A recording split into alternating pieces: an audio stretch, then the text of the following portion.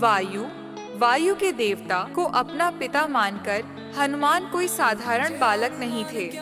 वे उत्साही और ऊर्जावान थे। उनमें अपार शक्ति थी और शास्त्रों में उनके असाधारण कार्यों के बारे में बहुत सी कहानियां हैं। उदाहरण के लिए, एक बार हनुमान ने सूर्य को पका हुआ फल समझ लिया। बंदर स्वाभाविक रूप से लाल पके फलों की ओर आकर्षित होते हैं और उसे पकड़ने के प्रयास में आकाश की ओर दौड़ पड़े। अपने रास्ते में हनुमान ने राहु को सूर्य को निगलने और इस तरह ग्रहण लगाने की कोशिश करते देखा। राहु को कीड़ा समझकर हनुमान उसे पकड़ने की कोशिश में उसकी ओर दौड़ पड़े।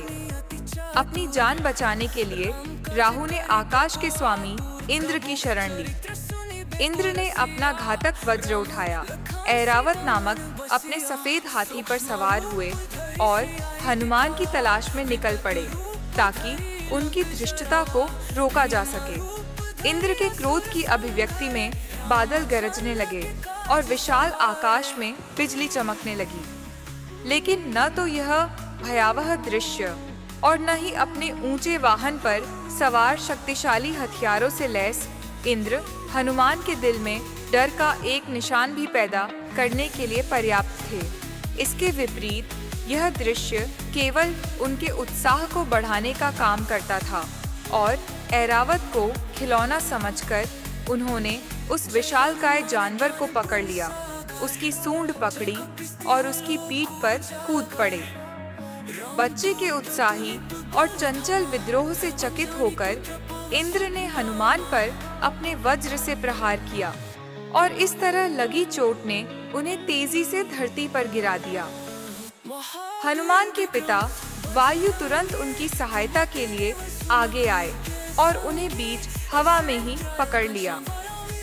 अपने प्यारे बेटे हनुमान को अपनी बाहों में असहाय पड़ा देखकर वायु देवता क्रोधित हो गए। उन्होंने एक जोरदार सांस ली और ब्रह्मांड से सारी हवा को चूस लिया। मेरे बेटे को नुकसान पहुंचाने वाले सभी लोग दम तोड़ दें, उन्होंने जोर से सोचा। जैसा कि अनुमान था, ब्रह्मांड में आतंक फैल गया। हवा के बिना हर स्तर पर जीवन खतरे में था।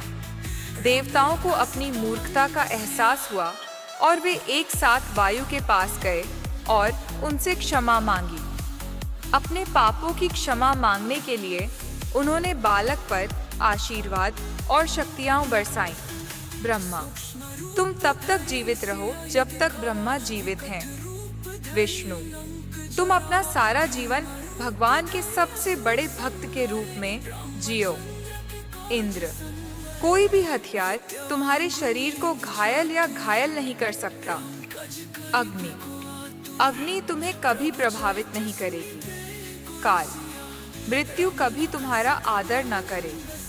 सभी देवता, कोई भी शक्ति और गति में तुम्हारी बराबरी नहीं कर सकता। ब्रह्मा ने हनुमान को वायु और गरुड़ से भी अधिक शक्ति प्रदान करके सत्र का समापन किया और उन्हें सबसे शक्तिशाली हवा से भी अधिक गति प्रदान की। इस प्रकार शांत होकर वायु ने ब्रह्मांड में वायु को पुनः स्थापित किया। हालांकि एक समस्या थी। यह आदेश दिया गया था कि हनुमान अपने पराक्रम से अनजान रहेंगे जब तक कि किसी पुण्य कार्य के दौरान उनकी स्मृति उन्हें उनकी अलौकिक क्षमता की याद न दिलाए। यह बाद में देखा जाएगा कि कैसे यह तुच्छ मामला हनुमान के प्रतीकात्मक महत्व को उजागर करता है।